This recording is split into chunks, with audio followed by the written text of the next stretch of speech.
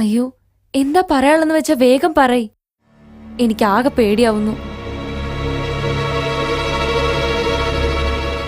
ആരെങ്കിലും കണ്ടാൽ അച്ഛനോടും അമ്മയോടും 100 കളവ് പറഞ്ഞിട്ടാ ഞാൻ വന്നേ.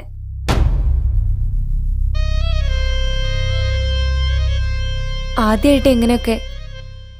ഇനി കല്യാണത്തിന് മുമ്പ് ഇങ്ങനെയൊന്നും ഞാൻ വരില്ല.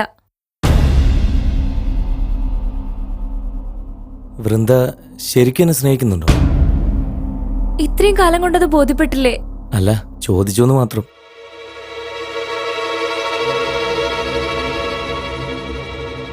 മോളെ, ഞാൻ വലിയൊരു മനപ്രയാസത്തിലാ. അത് നേരിട്ട് പറയാനാ നിന്നെ ഇങ്ങോട്ട് വിളിച്ചത്.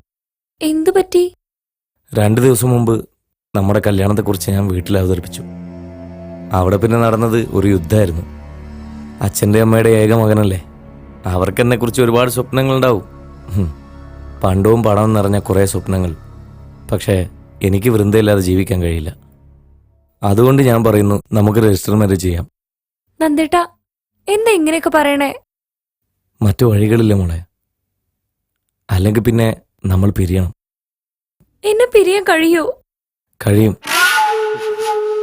പക്ഷേ അന്ന് ഞാൻ ഈ ലോകത്ത് ബാക്കിയുണ്ടാവില്ല. നിന്നെ പിരിയുന്നതും എൻ്റെ മരണം ഒരുമിച്ചായിരിക്കും. അതുകൊണ്ടാ ഞാനിങ്ങനെ ആലോചിച്ചത്. നമുക്ക് തൽക്കാലം ഒളിച്ചോടി രജിസ്റ്റർ മാരേജ് ചെയ്യാം. എന്റെ വീട്ടുകാരെ കുറിച്ച് നന്നായിട്ട് ചിന്തിക്കുന്നില്ലേ? എല്ലാവർക്കും വിഷമമുണ്ടാവും. കുറച്ച് ദിവസം കൊണ്ട് എല്ലാം മാറും. നീ എന്നോടൊപ്പം സുഖമായിട്ട് ജീവിക്കുന്നുണ്ടെന്ന് അറിഞ്ഞാൽ എല്ലാവരും നോർമലാകും. അതുവരേക്കുള്ള ചെറിയൊരു ഇടവേള, അത്രേ ഞാൻ പറയുന്നുള്ളൂ. കുറച്ചു കാലം എന്നെ കാണാതാകുമ്പോൾ എൻ്റെ അച്ഛൻ്റെ വാശിയും വരയൊക്കെ മാറും. അപ്പോൾ തിരിച്ചു വന്ന് നമുക്ക് നിന്റെ എൻ്റെ കുടുംബത്തോടൊപ്പം ഈ നാട്ടിൽ തന്നെ ജീവിക്കാം. നമുക്ക് ജീവിതകാലം മുഴുവൻ കഴിയാനുള്ള സമ്പാദ്യം എൻ്റെ അടുത്തുണ്ട്. നീ ഒരിക്കലും തെരുവിലിറങ്ങേണ്ടി വരില്ല.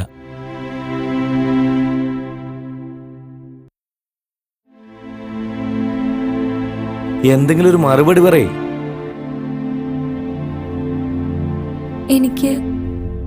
എനിക്കൊന്ന് ആലോചിക്കണം. ഓക്കെ, പക്ഷേ ഉത്തരം നോ എന്നാണെങ്കിൽ പിന്നെ നമ്മുടെ കല്യാണം നടക്കില്ല. അതിനർത്ഥം ഞാൻ ഈ ലോകത്ത് ജീവിച്ചിരിക്കില്ല എന്നായിരിക്കും.